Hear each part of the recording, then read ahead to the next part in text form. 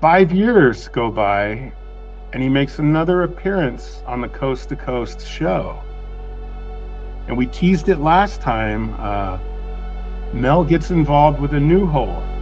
So this is a fantastic story. So I hope you guys get your popcorn, get your beverage, get ready for a heck of a story, because Mel's got one that's sure to be entertaining. You decided that you would lower a sheep 1,500 feet down as low as the ice had gone into the hole. Well, we had decided that we were going to take the sheep and put them in a crate and lower them into the hole. The most piercing, horrible, ghastly noises coming out of this crate until we get it right over where we're going to let it into the hole, and then everything just stops dead silent. I think we got about halfway down into the hole, and it was about, say, 700 feet, and then the any movement that might have been coming from the crate, we couldn't feel it anymore. No, and we left it there for about a half an hour. And then we decided to bring it back up. We open up the crate, and the sheep is dead. It looks like a sheep. Okay, it looks like a normal sheep over there. But we take it out of the box, and one of the Basque lays it on the table that we have over there, and he is going to dissect the sheep. But he started cutting into the sheep, and it looked like the sheep had been cooked. He gets it so he can look inside and see the internal organs, like he's going to eviscerate the sheep. Right. Except they're not what we expected. What do you mean? It looks like there was gel in the cavity there, and something that looked like this huge tumor. Anyway, so we got this gel, and the guy's good with a knife here, and he kind of is able to get the tumor out of this thing here. Yeah. And I say it's about as big as the sheep's cavity. I don't know, 2 feet. Okay, so you got this tumor. And we could see that the tumor had some movement to it. What? Yes, it had movement to it, and I'm going to describe it like a heart beating. Oh. There's not a beating of a heart, just like a pulsing from this tumor. We got this tumor out there, and he's working on trying to cut it open. It's like really a tough thing to cut into. But he was finally able to get into it. Yeah. And, boy, I'm going to tell you here, he opens it up there, and inside this tumor is what it appeared to be a fetal seal. Like a fetal what? Seal, like a pinniped, a thing that lives in the ocean that balances balls on his nose. Yes. It's about 18 inches long. It's got the flippers on it, and it looks like a little seal. Huh. It looks just like your basically your little seal, except it had what, and I don't know. I don't want people to freak out, but it had what looked to me like human eyes.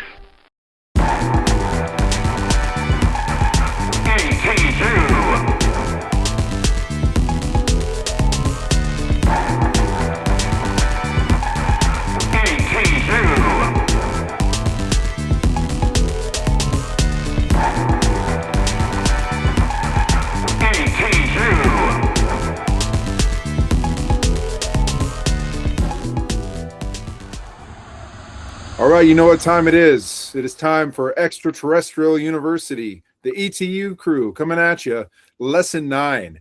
So we're really excited because lesson 8, we gained a lot more traction than we expected. And as of right now, Crooks, how many did you hit? Well, first of all, we'll go Crooks, and then we'll go to Tone, as we kind of always do our little bit of introductions here. But you gave us a number. Crooks, did you say we're at 523? Was that where we were just a couple of minutes ago? Yep, 523 views, and this thing's been out for 24 hours. Amazing. That's double, right, Tone? I mean, wasn't our probably our best amount of views like 280 or something like that? And that was over, probably a lot more days than just 24 hours. And I know relative to bigger operations out there, it's still pretty cool to know that, folks are tuning in, and it makes us happy. And so we really appreciate everybody. It seems like Crooks is really getting everybody fired up and inspired to tune in, dropping the drawings around work and building the anticipation. So it's been a lot of fun. My family's been happy for us, that we have something to look forward to every week. Like Pat has said, a escape from reality. But I don't know, Crooks, what are we going to talk about tonight? Should we talk about gossip? Should we talk about sports? I don't know. What in the world should we talk about tonight? Well, we've had a few different things lined up, but my personal favorite so far has been the Mel's Hole story from last week, and it was such a big hit with our fans. I feel the temptation. I know it's risky, but I feel like double dipping on that subject. I know we left some on the table last week. Mel gets introduced to a new hole in Nevada. I teased that at the end of last episode, but I think we're going to commit to it and tell the rest of that story.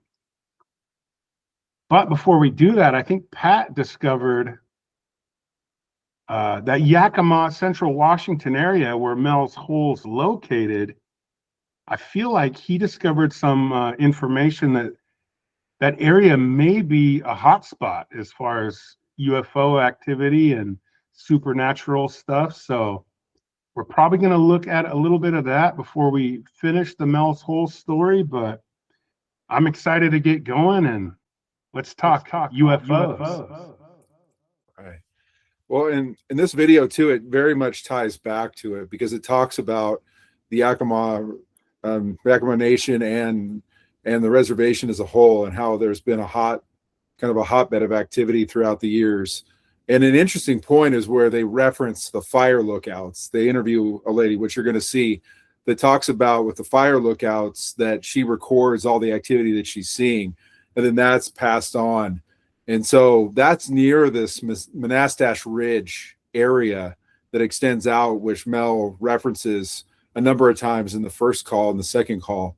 So I figured this is a good way, and it's going to also introduce us to some stuff we're going to cover moving forward, and we can talk about that when we come out of the video. An aura of mysticism and menace hangs over the Yakima region in Washington state. It's the home of Bigfoot and other apparitions. At Yakima, all varieties of the UFO experience have been recorded. Balls of light, what might appear to be spacecraft, unusual sounds, creatures, entities, beings, if you will, even what we might consider to be abductions. The most common unidentified flying object seen at Yakima is the ball of light or the sphere of light. These balls are typically orange in color or white in color and are seen hovering, moving slowly. They appear to be inquisitive. They, in some cases, have followed motorists in their cars. UFO sightings have been going on at Yakima at least 30 years by the written record, but there are a lot of strong indications that these objects have been seen over 50 years or more.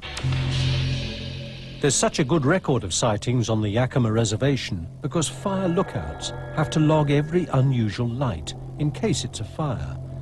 They don't just see fire and smoke, they see balls of light in the air.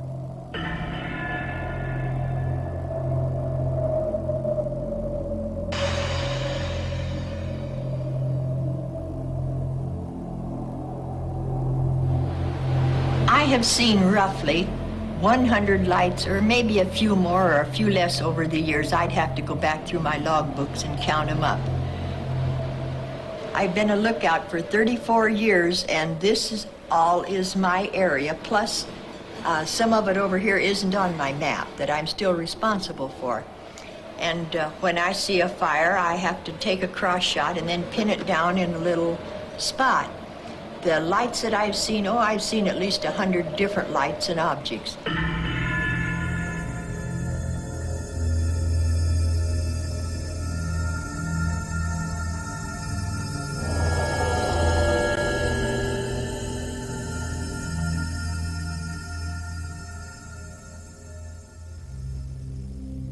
In 1947, Yakima was the site of the world's first flying saucer report by pilot Kenneth Arnold.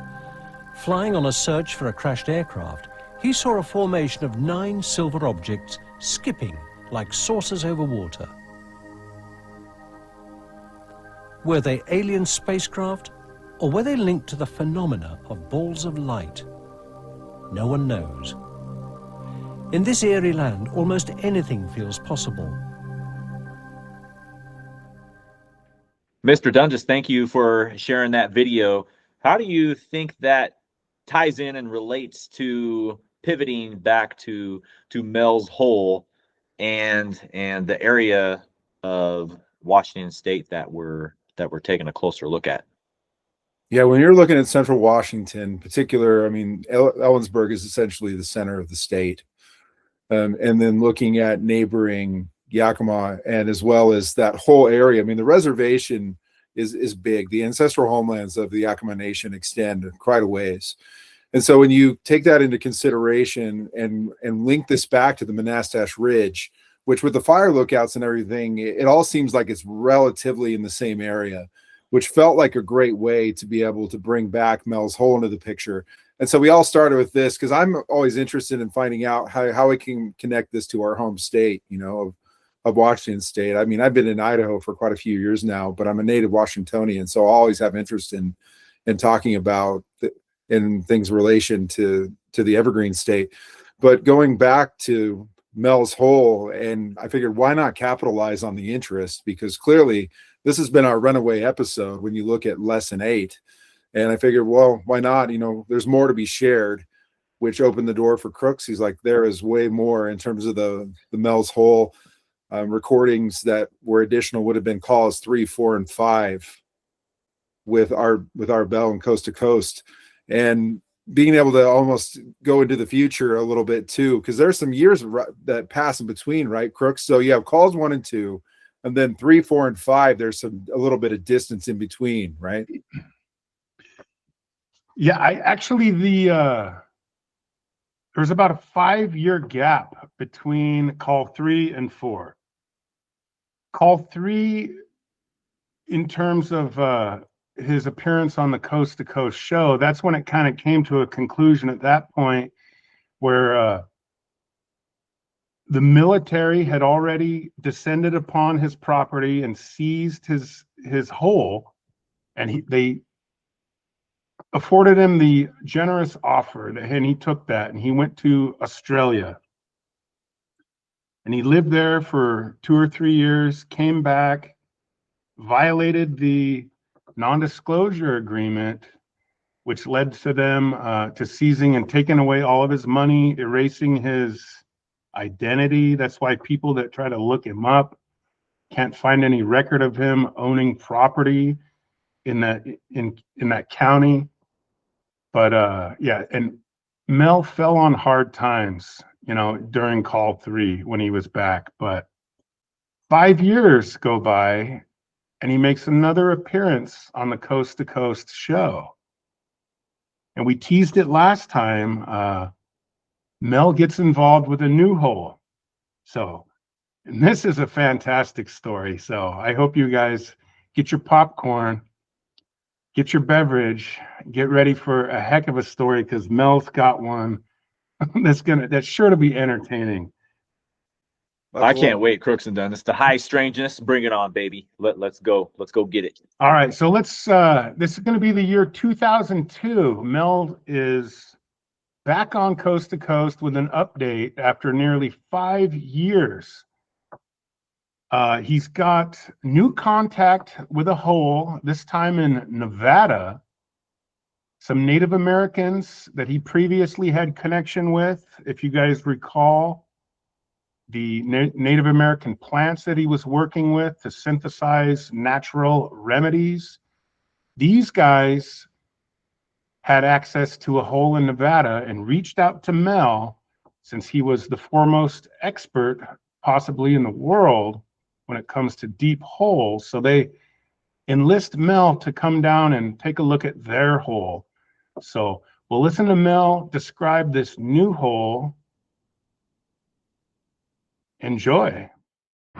Coming up on Thursday, by the way, I've got Jan Lambert here, who's an advocate of the hollow earth theory.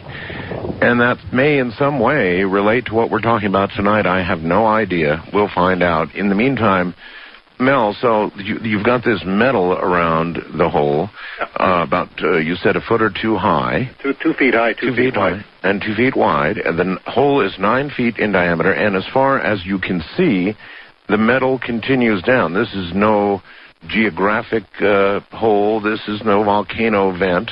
Or if it is, it's been modified by somebody. Well, if it's been modified, I'm going to say long before the technology that we know of today. To do it. And it looks like there was something that should be latching to this hole from above. I'm going to call the thing on top of collar, okay? And that's we'll call it the collar, all right. And it looked like there's notches in it, and it looked like you could lock something into place or line something up in it. Gotcha. It didn't move. I mean, the whole thing was solid. It's solid metal. But there are places where there are notches in it, and something is meant to orient, my opinion. All right. What did the Basques or the Native Americans tell you about what they knew of the depth of this hole? In other words, I'm sure they've thrown things into it or have experimented with trying to find out how deep it is or something, right? Well, actually, they didn't do anything with lowering line it or anything to it, but they did relate to me the same phenomenons as that I had described. One, the fear of animals going by it. Their dogs won't do it. Nothing. They have nothing to do with it there. They too have spoken of the black beam. They've spoken of that. What do you mean black beam? From time to time, black beam. This is a contradiction, but a black beam of light, okay, comes from the hole. It lasts for a very short time, but it just goes directly up into the sky. And when you look at it, it looks like a black beam. In other words, as opposed to a lighted sky. If you had a flashlight and it was capable of throwing off a black, not a black light like we used to have back in the 60s, with all that stuff, but black, solid black. Yeah, gotcha. That's what. There's no way to describe it. There's no. I am one of the few people that I've had other people tell me about it. I have never personally witnessed the black beam. You did perform some experiments on this hole, didn't you? Okay, let me talk about the first one. And I'm not a scientist. I'm kind of a researcher. But the first thing that we did is we had a whole bunch of Safeway or 7-Eleven bags of ice. The kind that you buy, and we had a couple bags of that. So we had put one in a bucket on the surface, and we lowered another bucket of ice into the hole, 1,500 feet. 1,500 feet? Yeah, we had access to a nice winch and about that much. We only had 1,500 feet of line, and that's what we... What was the idea of lowering ice into it? Well, first of all, my curiosity is that I wanted to know, was it hot or cold down there? Okay. So we basically waited for the ice to melt about halfway on the surface, and we would hoist up the... I see. So your ice, you had test ice on the surface. Yeah. To see how that was melting. I got you. Of, your garden variety convenience store ice, that you buy anywhere, and nothing magic about it or anything like that. Right. And so we lowered it down there. We waited for the ice to melt on the surface there, and it got about half melty, So it was sitting in a bowl of in a bucket of water with a few bits of ice floating around. We brought it up, and the ice in the bucket did not melt. It didn't melt. It was not melted. So we said, this was on. No, wait a minute. Now, the hole had been radiating in some strange way heat enough that people would camp by it. Yeah, they did that in the wintertime. But it doesn't melt ice? Didn't melt the ice. It came up there. We looked in the bucket. We had ice cubes in there. Did anything come back up with the ice cubes? We had ice cubes. I reached in the bucket at ice cube. I picked one up there. So in other words, nothing else, dirt, water, anything else? No, nothing else the stuff appeared pretty much the way we had sent it down, with the exception of when I put my hand in the ice wasn't cold. Felt like ice. What? Wasn't cold. This is what I'm saying. It wasn't cold. You know, you pick up a piece of ice, you put it in your hand. It's cold. It melts, and it's cold. In fact, it makes you cold by melting. That's how cold works. Right. Well, it didn't. It wasn't cold, and in the hand, it didn't melt. So then, now they're more like blocks of glass. Yeah, I would say so. But we said, oh, okay, what we'll do here is we'll take this bucket and we'll stick it on the fire. You know, a little place to cook there. Stick the bucket with the unmelted ice? Unmelted ice. You put on a fire? We put it on, like, our cooking fire there. Okay. We had a little table and cooking area and stuff over there. And so we put it on there, and the ice catches fire. What? The cubes catch fire. And I guess maybe catching fire might be the wrong word. That the ice, we took it off the fire right away. You know, so we set it on the dirt. And the stuff in the bucket was still burning. And again, burning might not be the right thing. It was giving off heat. Was there flame? It was not so much a flame as a kind of have you ever used a gas stove? Sure. Okay. It was like the barest turning a gas stove on. It was glowing like that last flicker before you turn it off completely. That's what it was like around all the cubes. And you could knock the cubes around and separate them, and each one of them, you know, would exhibit the same properties. Holy smokes! I will tell you that this bucket, well, some of the bucket there is still sitting there, as far as I know today, still doing what it was doing the day we put it into the ground and brought it up. So this was September, and this is January now. That's how long it's been doing what I call burning. One guy took some of the stuff home. He put it in his wood stove, and you know he's got a cabin out there, and you know it gets damn cold where he is, and the thing has been keeping his place warm. Yeah, northern Nevada is very cold. Oh, so this is like giving off eternal heat. I'm not sure I've got this right. It makes it look. It was neutral when it came out of the well. It was neutral. In other words, we put it on the fire, and it appeared. Again, my terminology. This is very bad because it acted like a fuel. It will look like if I understand combustion. It was like it was doing combustion in a different way than we would attribute combustion to, mixing air with fuel and creating heat and flame. It was doing kind of the same thing, is what I'd like to say. And it's been burning like that since, again, burning is the wrong word, but that's all I got for it. I don't know how to describe this process since early September. And again, he took about a coffee can's worth of this stuff and took it home and put it in his wood stove in his cabin. You know, no wood in there. Yes. And the thing has been going since then. Now, we have tried this experiment of just the lowering of the bucket because we figure we'd like to have a lot of this stuff here. Oh, of course. You know, and sometimes we would go down there and we would get nothing. Sometimes we would get melted. Sometimes, you know, not melted, but real ice. But every so often, this process duplicates itself. So we come up with the same thing. But it isn't like, you know, every time you throw, you know, you lower a bucket full of stuff there that it's going to happen every time. It doesn't happen every single time. A quarter of the time? An eighth of the time? I'd say 1 out of 3 times. 1 out of 3. One out of 3, and I don't know if it was the amount of time down there. Do you possess any of this yourself? I took nothing with me, Art. I would not. What is the word? This is theirs for now. Let's say for now, okay? What about... Guys, welcome back. Mel has described a new hole in Nevada This hole has different properties than the hole in Ellensburg. These guys didn't even attempt to measure the depth of it. They went 1,500 feet deep, allegedly, with lowering some ice into the hole just to test the properties of the hole.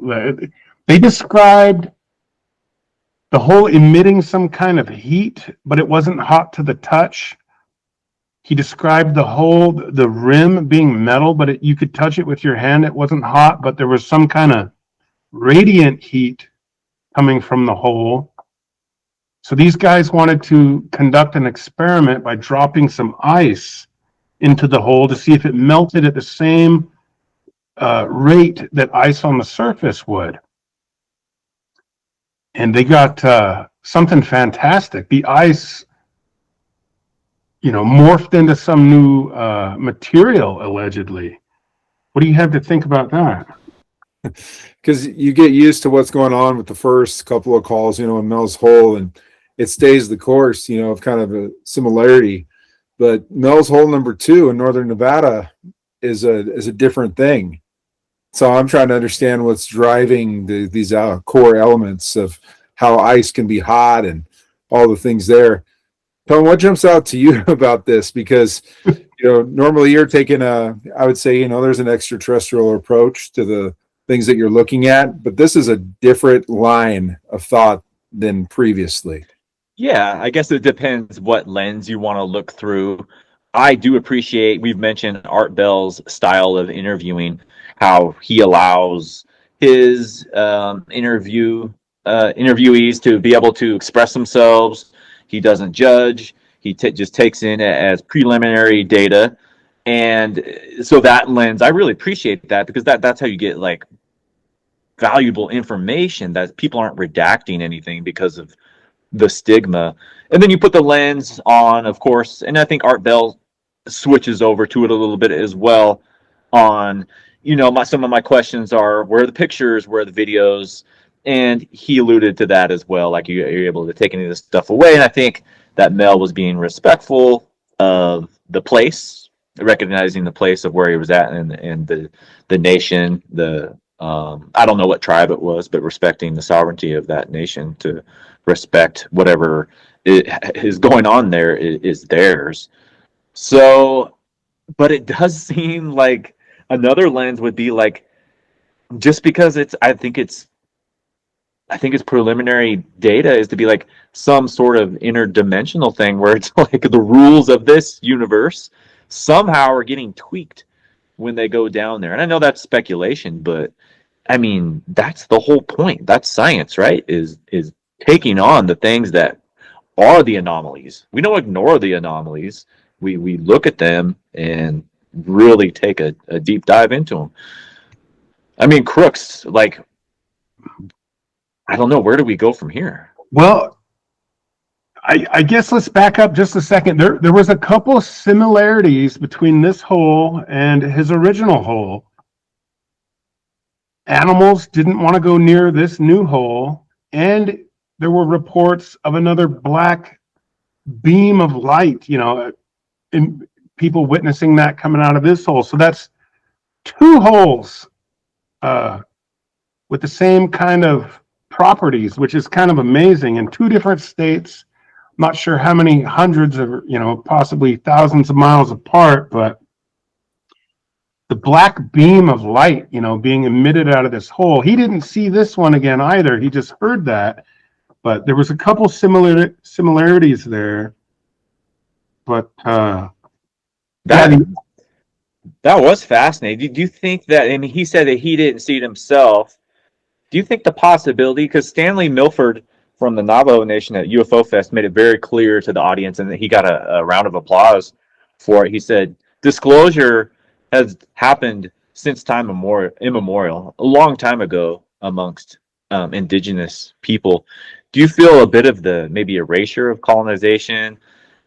Has that occurred, or are the indigenous populations like, we're aware of it, just the rest of society is we got to catch them up to it?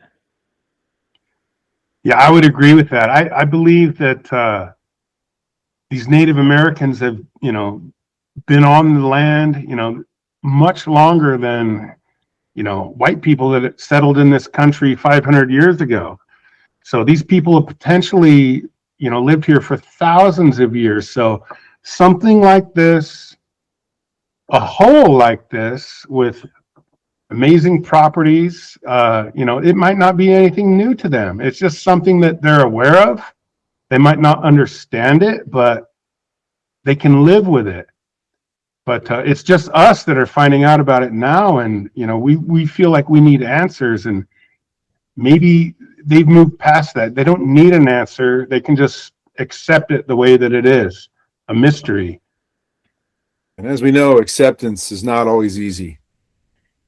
Especially, I think, as humans, we always want to get to the root of the answer.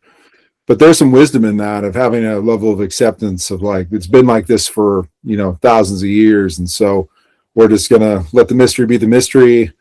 And that's that. So that's an interesting take. Well, gentlemen, as we move forward, we're going to find out that Mel and these folks decide to perform another experiment. I mean, I guess you can call it that, an experiment, but these guys are actively trying to figure out what this hole is. They've enlisted Mel's help. They brought him down to see it for himself, and these guys are committed, at least, in the short term, to try to get some answers. And we've got more audio.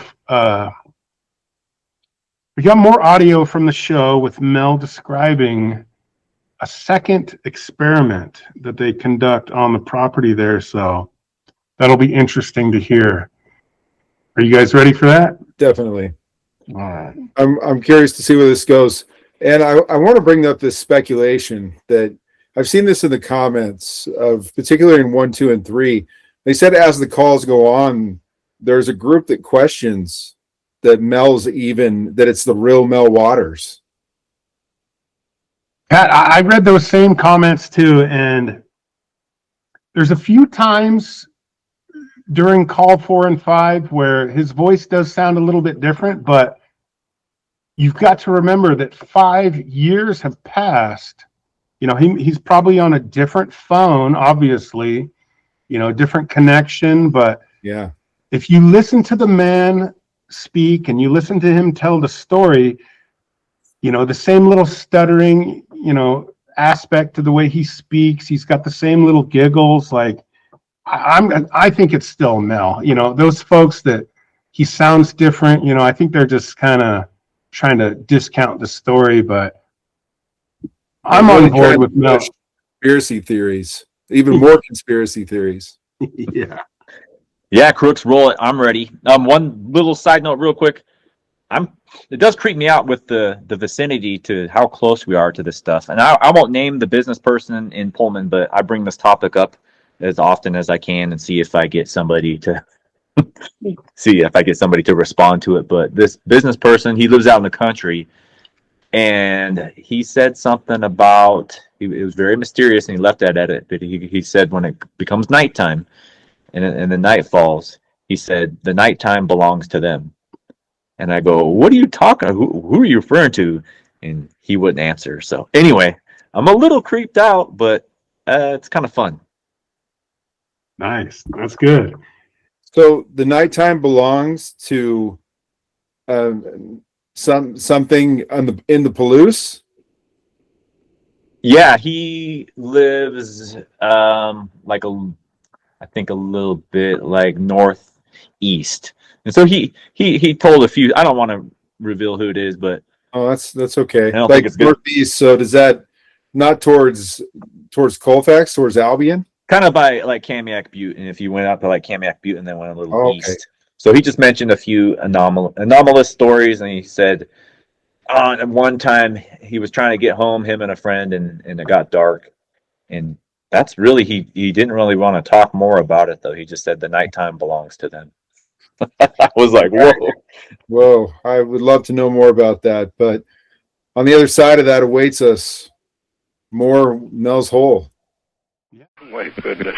Anyway, so you decided that you would lower a sheep 1,500 feet down as low as the ice had gone into the hole. Well, we had decided that we were going to take the sheep and put them in a crate and lower them into the hole. We led the sheep to the hole, and it just started freaking out. I mean, you know, we didn't make... Like every other animal. Yeah, but I mean, it was like totally not happy. It was not happy, and I, you know, I have a lot of respect for animals, and it's amazing what animals really know, and what they sense. Well, you're right about that. And so if it was terrified... It was terrified, so the Basque got the sheep away from the hole, and again, a lot of what I'm going to say now, I am thoroughly ashamed of, That's all right. Just give us the raw truth. He basically stunned the sheep by knocking it between the eyes. Got into the crate. Got the cable and line hooked up to it, so it was all securely attached. And right. Just about when we got to the hole, the sheep just started making horrible noises. So he stunned it, but he didn't kill the sheep, okay? He just knocked it out. Yeah. And so it was live when it went in the box, and then it stirred when it got to the hole. Yeah. Anyway, it was just making the worst god-awful noises. We were getting it about ready to let it go into the hole. Yeah. And even though it had been hit in the head? It stirred by the time we got it crated up into the crate. There was enough room for it to lie down, and I guess if it wanted to, it could stand up. I don't know. Again, this is not pleasant to talk about, but we take the sheep, and it's screaming, and just the most piercing, horrible, ghastly noises coming out of this crate. Until we get it right over where we're going to let it into the hole, and then everything just stops dead silent. There's not a sound coming out of that box. There's movement coming out of the box. You can still tell. But no sound. There's no sound anymore. Well, there's something about this hole and sound, isn't there? I guess we will make that assumption. And so we started winching this sheep down into the hole, and you could feel from the line as we're lowering it, the thing is struggling, fighting. I don't know if it's screaming down there, but we're not hearing this thing screaming. And I think we got about halfway down into the hole, and it was about to say 700 feet, and then the any movement that might have been coming from the crate, we couldn't feel it anymore. No, we couldn't feel anything. So I don't know, at 700 feet or so, about half the line, what happened over there. When we got to at this point here, the original experiment with the ice, we were kind of nonchalant about it. We just kind of lowered down there. Well, with this one here, we were all gathered around the top of the hole there, looking in, seeing what's going on. Very apprehensive. This is a serious business here. And when we hit the bottom, we felt up there. We felt like a vibration on the collar at a point in time when it was down there, and it's kind of hard to describe. Well, what do you mean when you hit the bottom? When we hit the bottom of the rope, the cable line assembly that we had. You mean when it was all the way played out? When we got there, we felt, and it vibrated, or it felt like a vibration, and sort of like a staticky electricity type kind of feeling. Does that make sense? Yes. That we could feel up there. Yeah. And so we got it down to 1,500 feet, and we left it there for about a half an hour. And then we decided to bring it back up. Right, sure. So we're hoisting this thing up here, cranking away, getting this thing up on there, and it's kind of a job. So we finally get up to the surface, and we got the box out of there, and the one thing we notice is there isn't any movement in the box. Okay, no, there's no box. We get the box there, And but the box from the outside looked pretty normal. You know, it didn't look like some weird transformation had occurred or anything. Right. Oh, I wanted to describe to you how we're going to tell you about the ice that came up that didn't melt. Right. What it felt like. You get a lot of electronic equipment, and you get those do not eat packets. Oh, yes. The desiccant. Yes. You ever take the desiccant out of the packet? No, never. Oh. Well, if you take it out there and you feel the desiccant between your fingers, that's kind of what it felt like. That's the best thing I could describe it at. I had that sort of... you try it someday, and you'll... Yeah, I've always just thrown those away. Oh, well, you don't eat them, obviously. No. Okay, so I just struck me there that, I'm trying to describe this thing in the detail that I can, and so I just led back to the desiccant. But we open up the crate, and the sheep is dead. It looks like a sheep. Okay, it looks like a normal sheep over there, and it's dead. It's dead. There's no sign of life. You poke at it. There's nothing going on with this sheep here. He's dead. Well, I'm saying here, but that's a generic he. And I don't know from sheep. Okay, you show me a sheep, I can't tell what it is. Gotcha. Me either. Okay. But we take it out of the box, and one of the Basque lays it on the table that we have over there, and he is going to dissect the sheep. Oh. Now, on the outside, the sheep looked just fine. That the hair, that the wool, whatever a sheep has, looks fine. Look like we said that the sheep looked like how he looked when we sent him into the hole. Minus a bump on the head, yeah. Well, yeah. Well, and he stirred from that. But he started cutting into the sheep, and it looked like the sheep had been cooked. It was the flesh was hot underneath. When he started cutting through the sheep here, it looked like the sheep had been cooked. Oh my! Now these Basque guys, they're pretty good at butchering a sheep there, and they know their way around a sheep, and so they pretty much can butcher and they know what to expect when you open up a sheep. Right. So. We got the sheep on this table that we eat at, and this guy is cutting the sheep open here, and he gets it so he can look inside and see the internal organs, like he's going to eviscerate the sheep. Right. Except they're not what we expected. What do you mean? It looks like there was gel in the cavity there, and something that looked like this huge tumor. And almost taking up the entire length of the body cavity. Oh, Mel! I mean, it's pretty hideous. Oh God! I'm getting kind of sick. I get kind of sick thinking about this thing too. But I was getting kind of sick when I was there, so I wasn't as close to all of this as I would want to be if I was a scientific observer. But there's this huge tumor taking up most of where the internal organs would be, so forth, the heart, the lungs, whatever parts a sheep comes with, they weren't there. And what are these Basque guys who are doing this saying at this point? Well, some of them are muttering plenty of expletives over here. Uh-huh. And they're freaked out there. And I remember saying, "See, I told you didn't want to go into that hole." That's right. And the two guys who volunteered in my first hour are probably rethinking it right now, too. Well, if they want to collect on some life insurance, fine, go for it. But, that's what one of them said, yeah. Anyway, so we got this gel, and guy's good with a knife here, and he kind of is able to get the tumor out of this thing here. Yeah? And I say it's about as big as the sheep's cavity, 2 feet long. In other words, the tumor was almost taking up the entire inside of the... Oh, ugh. Okay, so you got this tumor, and we could see that the tumor had some movement to it. What?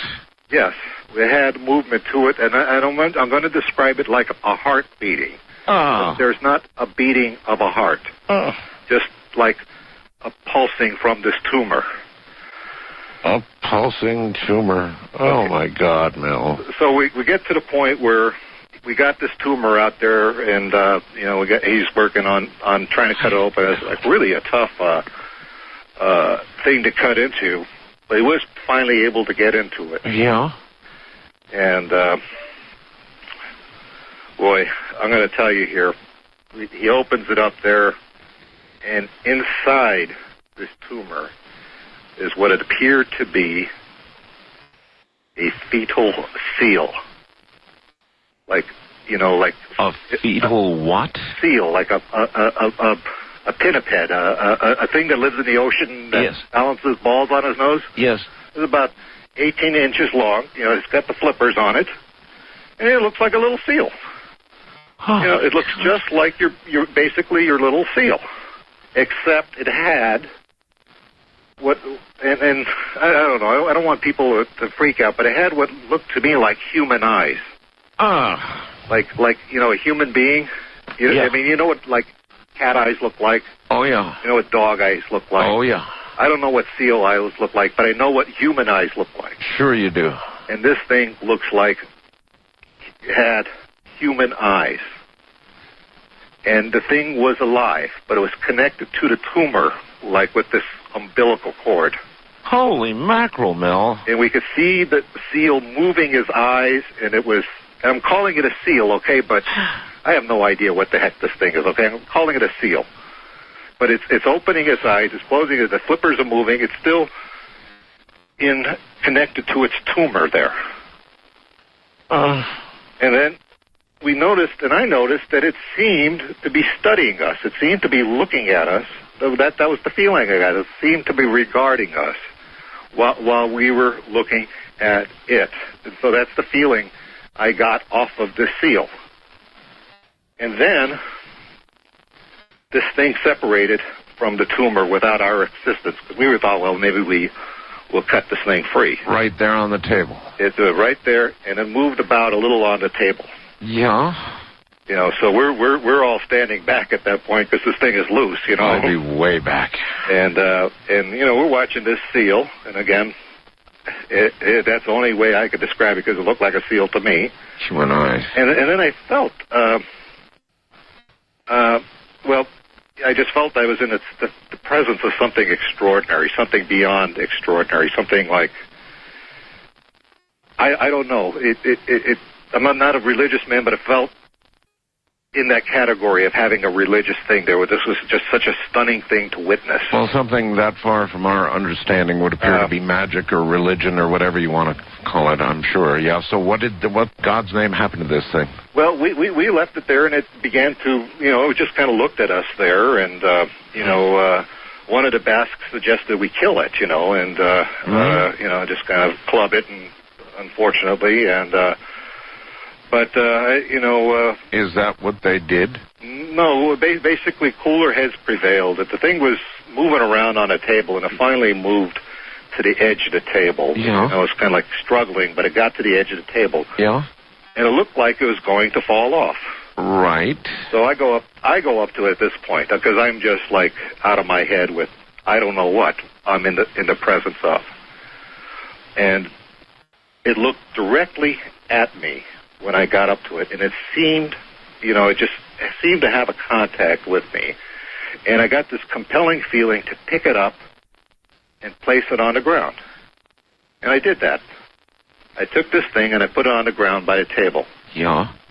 And my hands were slimy from the seal, because it had like this goo that was not only in the cavity, but also inside the tumor.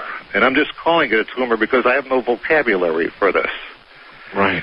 And I just moved my hands past my face before I decided to wipe them off on the rag at the table there. Right. And it smelled like ozone. Like ozone smells like? Ozone, of course I do, yes. That's what it smelled like when because I thought it would be some like sort of weird organic-y smell. Yeah. You know, some sort of like disgusting. I just thought it would smell disgusting. It smelled like ozone. Okay. So this thing is lying on the ground, and we're all looking at this thing here, and it's like looking at each of us in turn. In other words, intelligently. Yes. Yes. We must have been there. Wow. That is so wild. Yeah, I mean, he's describing it sounds like, and they mentioned it sounds something out of an alien movie. Like, this thing had only been lowered in the ground for 45 minutes, and now there's a creature birthed out of its body, dude. Like, unbelievable. Crooks, you tried to mentally prepare us today in our group chat with some emojis and descriptions, but great googly moogly. This is blowing my mind. You couldn't script it better. When is the Mel's Hole movie coming out? God, it'll be a blockbuster hit. No doubt about it. Yeah, there was a lot going on there. I apologize for not warning you guys in advance that the beginning of it sounded pretty rough when they're describing the agony that the sheep was going through as they're lowering, putting it down the hole. But that jives with everything he said up to that point, that no animal wanted to go near the hole. So here they're forcing one to go into it, and it's throwing it's putting up every fight it can, even though it's locked in a cage. It doesn't want to go in there. But it's like the hole just needs organic material, and then it can reinvent and recreate itself. Oh my God. Yeah. The tumor was pulsating and beating. Once again, that the imagery that it creates in your mind, like I actually did visualize it pretty well, and just the whole thing, and with the eyes that were looking at people, studying people. Woo! Yeah, he made a point to say they didn't look like, the eyes of an animal, a cat or a dog. These looked like a human's eye. They could, pierce into your soul. I mean, he insinuated that it was, kind of communicating with him almost just with the eyes. But so did he say what happened to the seal? Where did it go? What did it do? Well, yeah, I stopped it a little short there. He picked up the seal for a second time and carried it over to the edge of the hole. And he described the seal spent a little more time, just kind of visiting with people, checking them out. But the seal, in the end, descended back into the hole. So it came out of the hole and it went back into the hole. Pat, your mind's got to be churning right now. I want to get into the mind of Dundas. What's good? What are your thoughts? Well, I was really curious about the Basque people. I know this is going a different direction, but I wasn't familiar with this group. I guess that they arrived in the early 19th century gold rush and ended up settling in northern Nevada, particularly, I guess, the Elko area extending towards Reno. And they've found that area was great for raising sheep. So extensively, they're sheep herders as a people, and that's what they do. So that's kind of where the sheep and everything comes about. But this is fascinating to me, and I just like all of Art's reactions. I'm glad you looked that up, Pat, because I wasn't sure what part of northern Nevada these guys were habitating, for their sheep or whatever. But he described that these people were from Spain. They moved over in the late 1800s. Yeah, Spain and France, I guess, that they have from both of those areas, saying that they're famous for boarding horses and also for being sheep herders and shepherds.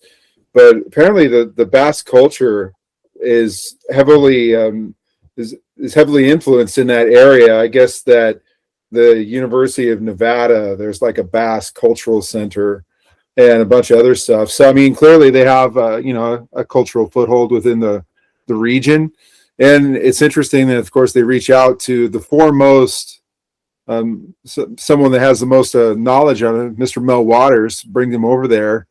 And it just evolves in there.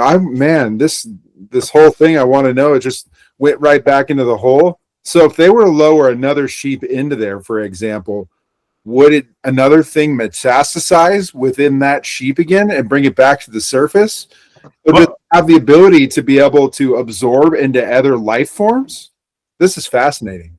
Pat, they just, Mel later in the call describes like the remaining sheep carcass. They were unsure whether to just bury it, on land, but because this tumor in this baby seal had just come out of its body, they thought it was only right to just send the whole carcass back down the hole. So ultimately, that's how they disposed of the rest of the carcass. But yeah, there are reports that the seal was seen back out of the hole and was visiting with these Basque people, later for an extended period of time, almost communicating with them.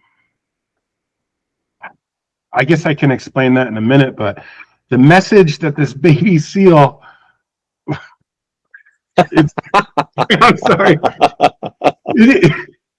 Sometimes it's a little tough to, grasp your mind around this, but the seal had a message to these people, and it was, do not let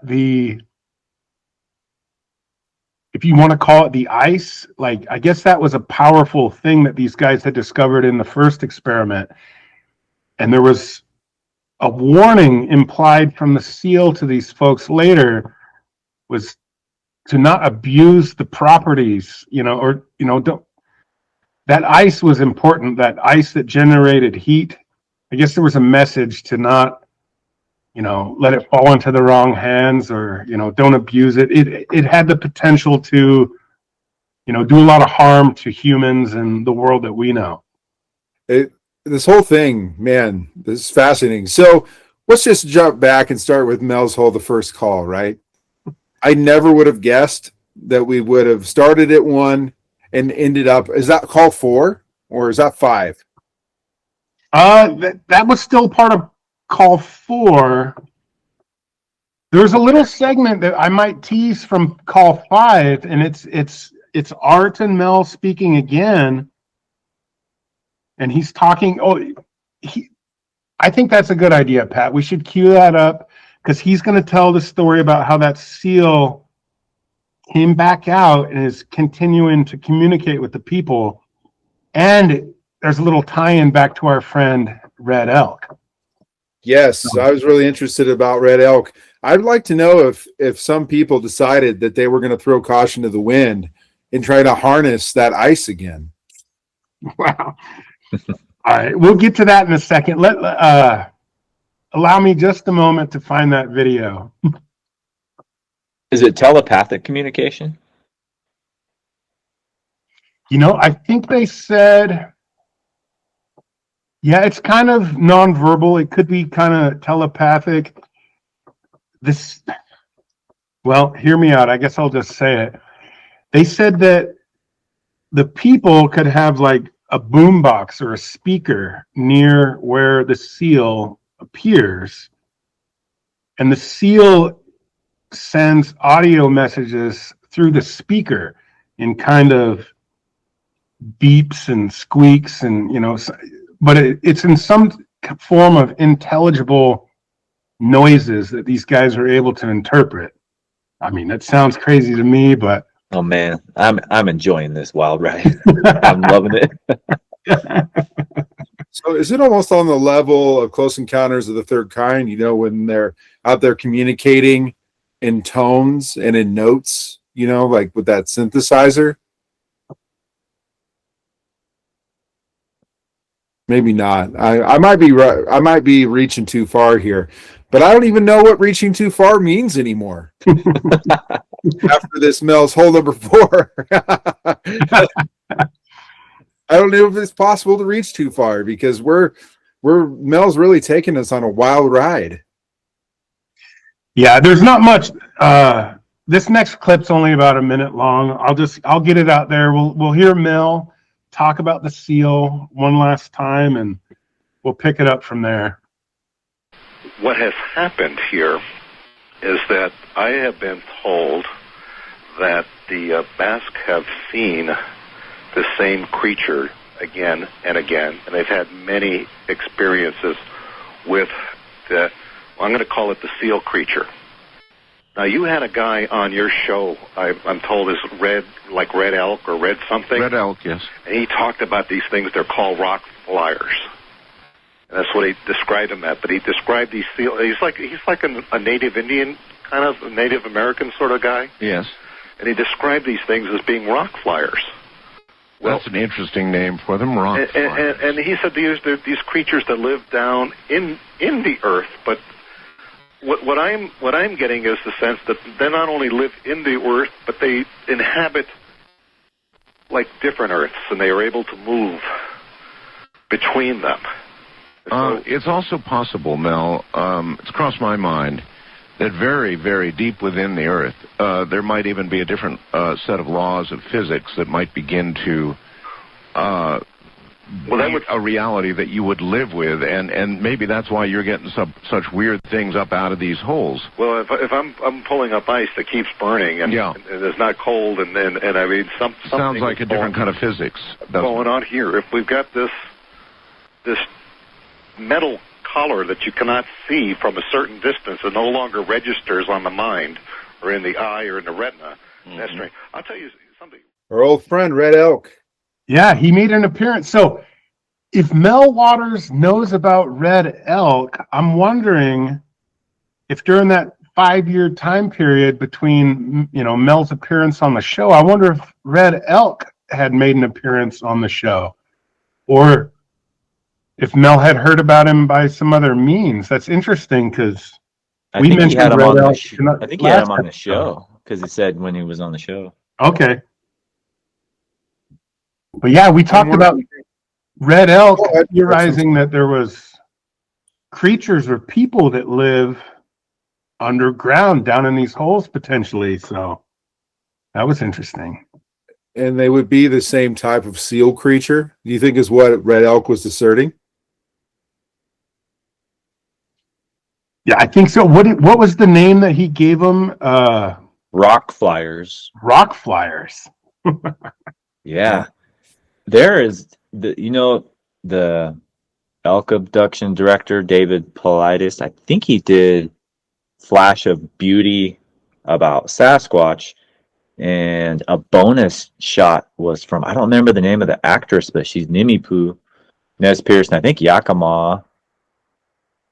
She talked about Sasquatch very seriously in like a 5-minute clip and said it's a lot of throwing of rocks and trees, and that Sasquatch is there. I mean, if you talk Chris Ramsey, he talks about he has a huge channel on UFOs. He talks about what things he will let into his house. He's like, I'm letting UAP into my house. I'm letting telepathy in my house, remote viewing into my house. He's like, Sasquatch, I want you to stay on the steps and kind of just stay outside for a little bit before I let you in. But I mean, when you start to cross-reference all this stuff and start to pattern match it, I think you have to at least leave the door open to be like, is there some sort of correlation of just with, especially Skinwalker Ranch and the hole in Nevada, and then what's going on in our own state? It's just really opening the doors up, fellas. Well, and as we talked, earlier, way at the beginning of the show, talking about Arnold, talking about the pilot who flew, those over Mount Rainier, Mount Adams area. It's a fascinating thing to think that there are a lot of sightings near volcanoes. And so one of those theories, you wonder, are they out there to kind of keep an eye on it, make sure that things don't get too wild so they can report back? Because if you were to look at if Mount Rainier were to blow, it'd do significant damage. Like a lot of Western Washington could be gone in theory. And so, and then I also wonder, I'm like, well, Yellowstone is a super volcano. How come we don't ever hear about any of sightings over around Wyoming, Montana area? Well, Montana, we definitely do, but I don't hear them about Yellowstone. Man, I'll tell you what, Tone, you have invited me into a world that my life will never be the same. There's life before ETU, and then there's life post ETU. Life post ETU is a different world, especially when you've had a chance to live in the world of Mel Waters for a little bit. Absolutely.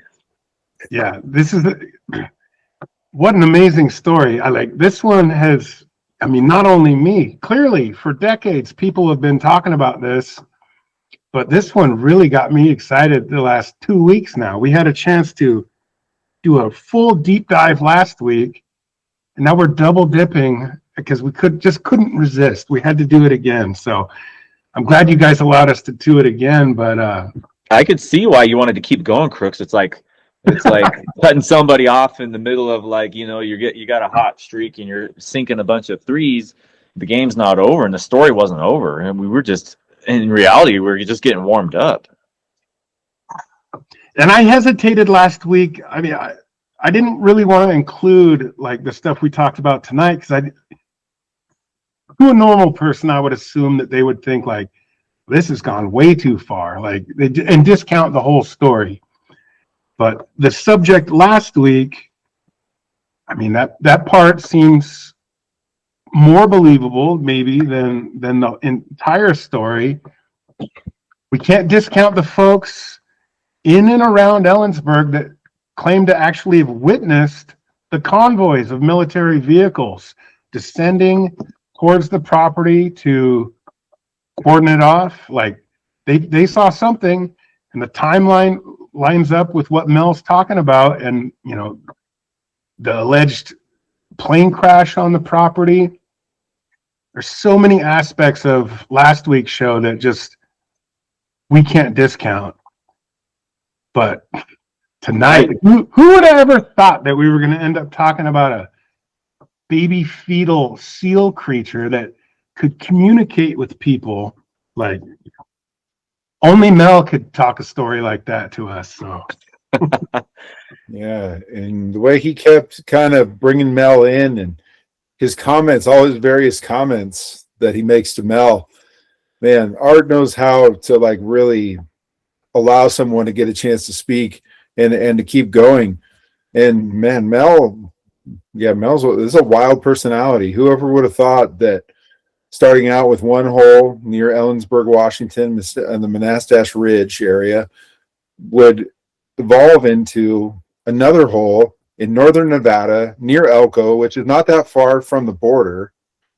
I mean, I knew people that would drive from the Tri-Cities down to Elko, a place called Cactus Pete's. And that wasn't that far of a drive, you know, from there. I think it was like 5 or 6 hours or something. So I just never would have thought it all would have turned into what it turned into. But shout out to you, Crooks, but also to everybody else that's been out there. Clearly, this is something that people haven't lost sight of. I mean, 29 years. I was looking at the comments of people on the previous video, and they had referenced two people said you should check out the Y Files. And the Y Files have covered this extensively, I guess. And as I'm reading, they're like, oh, the Y Files, they were on Tucker Carlson recently. Well, Tucker Carlson is a guy that has a huge podcast and a lot of viewers. So that's also interesting to me that, you know, I'm curious to want to know more about this. But whatever the case may be, Mel's hole still is driving people wild. Do you think a pathological liar could be like, I'm gonna make up a story and then rehearse it over and over again, or maybe even write it down and memorize it until it becomes my reality, and then it will seem genuine? I mean, that's a possibility, but just the immediate effect of Mel's tone of voice and his not hesitating just made it seem like he didn't make it up. But I'm not trying to be naive. I don't want to be naive either and be like, if somebody really wanted to do this, they could. But it seems like he never really capitalized on it either. Like, he didn't write a book. We don't even know what he looks like, right? No, we have no idea what he looks like. I don't think we heard it in one of the clips that we played tonight, but let me just back it up. Every time that Art brings him on the show after, you know, a period of time where he's not been around, he gets him to kind of recap the story, and he's doing that in an effort to see if he can catch Mel, you know, like twisting the facts or whatever. But his story is the same time and time again, and he even like asked him if there's a Bible nearby in his house, and he's like, "Yeah, I've got one right here." He's like, "Mel, I want you to put your hand on your Bible and raise your hand and promise to tell the truth." And and he's like, "Yeah, no, of course, no problem, I'll do that." But yeah, Mel, I think he joked in one of the calls we didn't hear that he's not in this for any kind of gain. And you won't see him trying to capitalize on some kind of patent medicine that sells Mel's, cure-all tonic. Like, I mean, that's kind of a throwback to the 19th century when all these patent medicines and stuff were coming out. And he's like, "I'm not a charlatan. I'm not trying to hustle people. You won't catch me trying to sell stuff." But yeah, I mean, yeah, he tries to address those concerns. Well, and Mel gave up $3 million a year to come back to the United States. You know what? He could have paid for all of his family to come visit several times. The guy's making $3 million a year. They said he's gone for 2 years, right? So $250,000 a month that the government is paying to lease his land. So the guy clears probably what, $6 million, and he still is like, "I got to come back. I miss everybody too much." And this guy is his commitment to wanting to come back. I give him a lot of credit. He was willing to give up millions of dollars a year to come back and see his family. This guy's a real class act.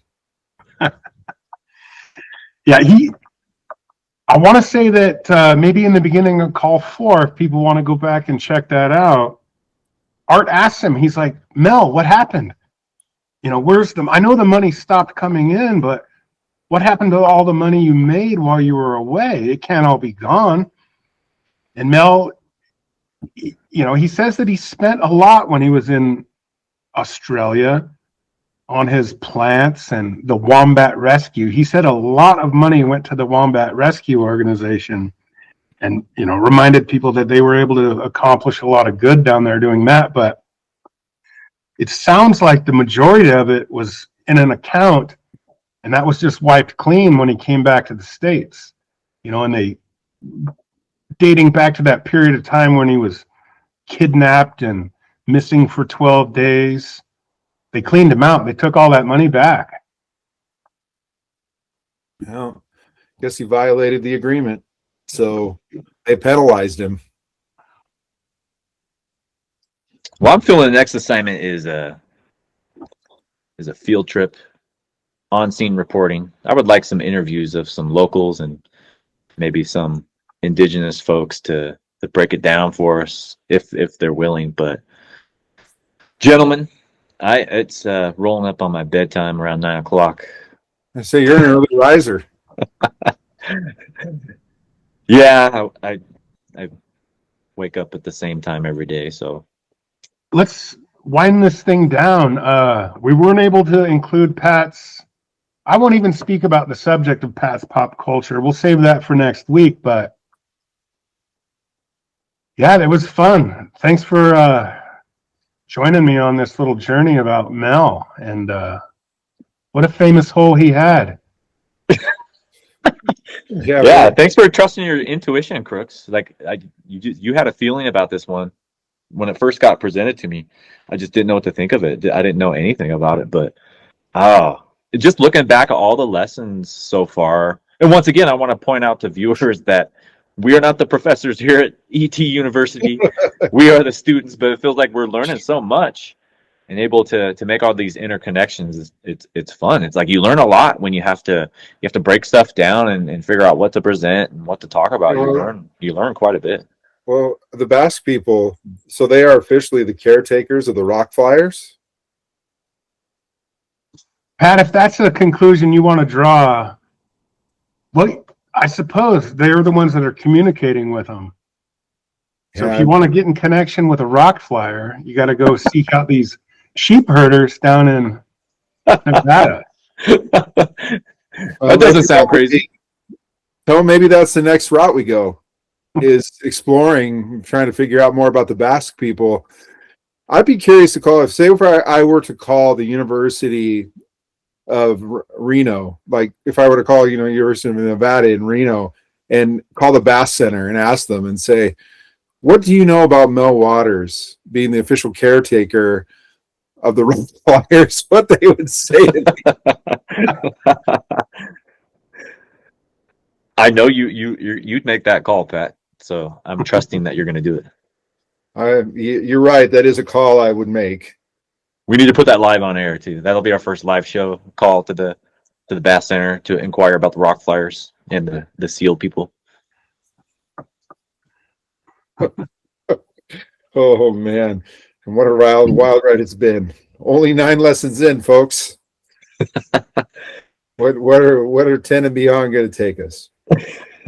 I'm going to let Crooks wrap it up here, because this has been a tale that he's been able to bring to the world from start to finish. One that's been existing, of course, but he's been able to bring new life to it, and people are appreciative of it. I mean, you look at the amount of the views that we're getting, but also people commenting as well. And so I think that's cool too, to bring some new life to it. And Crooks, send us home.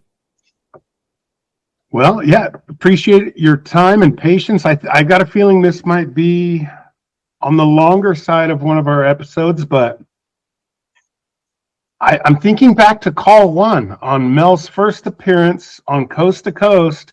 Art Bell did something similar. He handed off to Mel for the handoff for the evening. And I believe Mel said something like, "From the hole in Central Washington, thanks for joining us. We'll see you later."